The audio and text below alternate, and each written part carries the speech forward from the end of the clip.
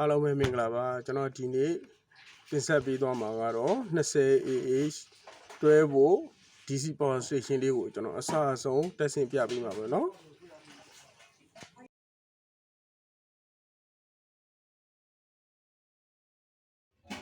ဟိုဒါလေးကတော့ဒါသူ့ရဲ့ပါဝင်ပစ္စည်းတွေပေါ့နော်ဟိုဆိုလို့ရှိရင်ဒီကောင်းကိုကျွန်တော်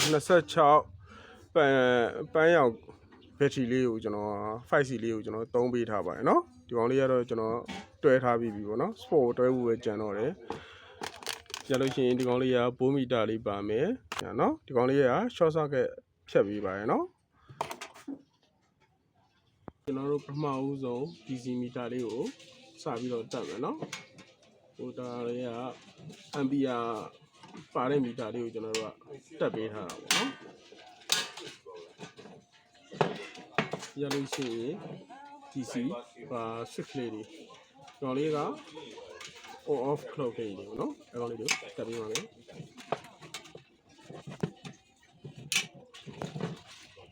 ဒီချာလေးဖိထည့်လိုက်ရပါတယ်နော်သူက fitting ထိတောက်ထားပြီးသားလေးတွေပေါ့ဒါ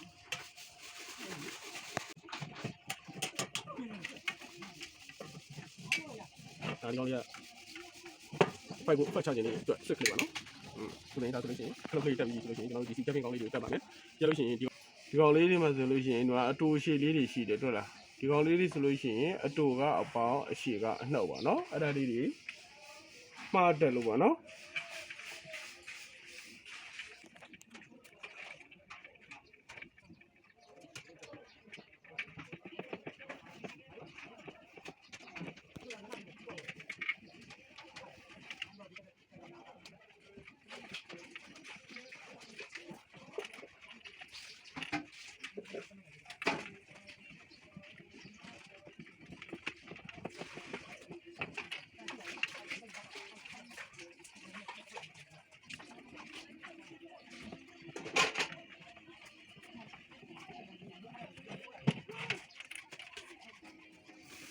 ဒီရတော့ချခြင်းအဝင်ပုံပါပဲเนาะ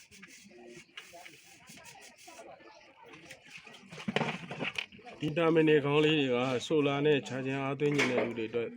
သုံးလို့ရအောင်လို့ထည့်ပေးထားခြင်းဖြစ်ပါတယ်เนาะ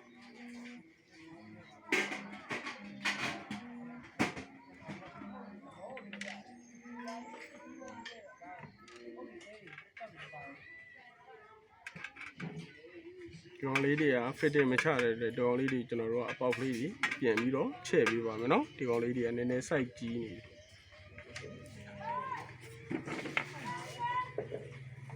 ခုရှိတာကဒီ DC ငုတ်တာမင်နယ်လေးတွေကိုထည့်တဲ့အခါကျလို့ရှိရင်သတိထားစရာကဒီငုတ်ကလေးတွေရဲ့အလဲဥတိုင်လေးနဲ့ body နဲ့ထိလို့မရပါဘူးเนาะဒီငုတ်ကလေးတွေရဲ့အလဲဥတိုင်နဲ့ဒီ body နဲ့ထိလို့ရှိရင်နှစ်ခုပေါင်းပြီးတော့ short ကြတတ်တယ်เนาะအဲ့ဒါလေးကိုတော့မထိအောင်လို့တေချာလေးတတ်မှရပါမယ်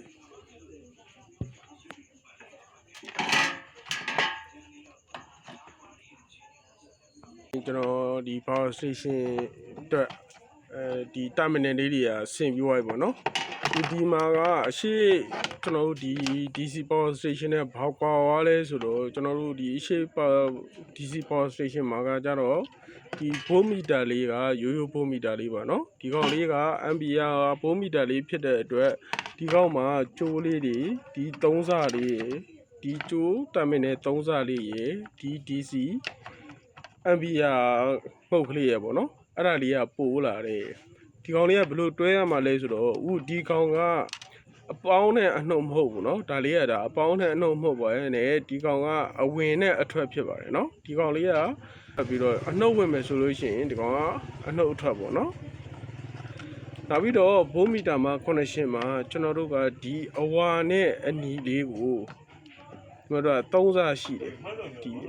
3စရှိတဲ့ထဲမှာကျွန်တော်ကအနက်ကျိုးကိုကျွန်တော်တို့ကမသုံးတော့ဘူး။ဘာကြောင့်မလဲဆိုတော့ကျွန်တော်တို့ကဒီကောင်းကိုကျွန်တော်တို့ကမိုင်းနဲ့ပေးမှာမို့လို့ဒီအဝါနဲ့အနီလေးကိုပေါင်းပြီးတော့ပြောင်းလေးကမင်းအဝင်ရဲ့အထွက်ကနေပြီးတော့ကျွန်တော်တို့ switch အထွက်ကိုကျွန်တော်တို့က join ပေးမှာပေါ့နော်။ဒီအနက်ရောင်ကျိုးလေးကကြတော့ဘာလို့ဆိုတော့ဟိုမိုင်းနဲ့ကျိုးနဲ့ connection အတူတူပဲမို့လို့ကျွန်တော်တို့ကမသုံးတော့ပါဘူး။ ခုကျွန်တော်တို့ဒီ4မီတာ connection လေးတွေမှန်မှန်နဲ့ကျွန်တော်တို့အလုံးမလုံးကိုကျွန်တော်တို့ကစမ်းကြည့်ပါမယ်နော်အခုဆိုလို့ရှိရင်ဒါရာကြီးစမ်းပါပေါ့နော်ဘယ်ဒီကတော့မတွဲသေးသေးနဲ့တွဲဖို့ contactor လေးနဲ့အရင်ဆုံးကျွန်တော်တို့စမ်းပါမယ်ခုဒီကောင်လေးကိုကျွန်တော်တို့ကအပေါင်းကြိုးလေးဒီကအပေါင်းကိုပေါ့နော်ဒါလေးကဒါအပေါင်းငုံလေးအဲအပေါင်းငုံကလေးမှာကျွန်တော်တို့ကကျွေးပြီးတော့အနှုတ်ကိုဒီကနေပြီးတော့ connect ထည့်လိုက်အဲဆိုလို့ရှိရင်ဒါ4မီတာလုံးမလုံးကိုလုံးပြီးဒါဆိုလို့ရှိရင်ဒါလုံးမသုံးသေးတဲ့အတွက်ဘာမှတော့ ampere မပြသေးဘူးပေါ့နော်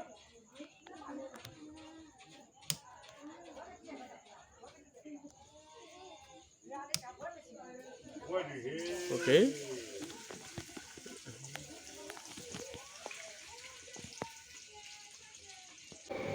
ခုဆိုရင်20ah တွဲဖို့ဘယ်ဒီပက်ကက်လေးစဆင်ပါမယ်เนาะ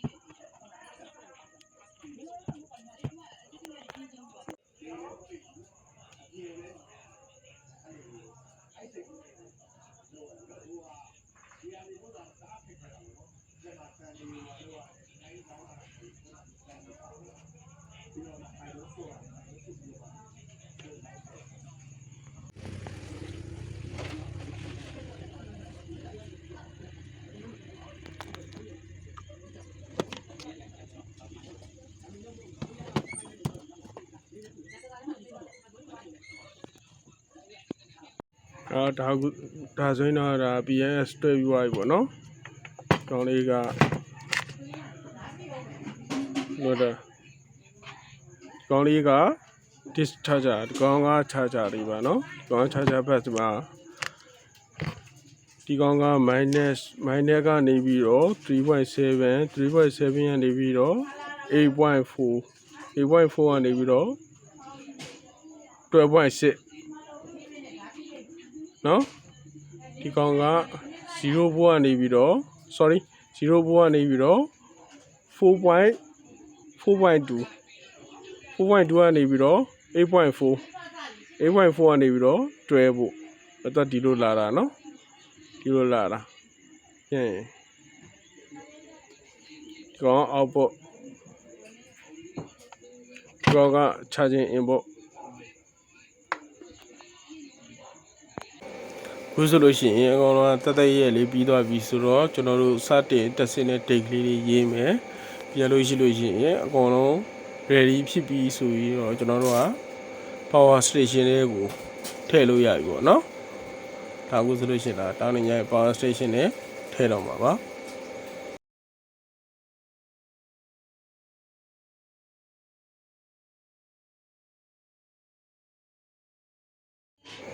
ခုဒါလေးကတော့ဒါ power station ထဲမှာ battery လေးကိုတေချာလေးထိုင်လိုက်ပါပြီเนาะအဝင်ထွက်ကလေးတွေကိုတေချာမှန်အောင်ထည့်ပြီးတော့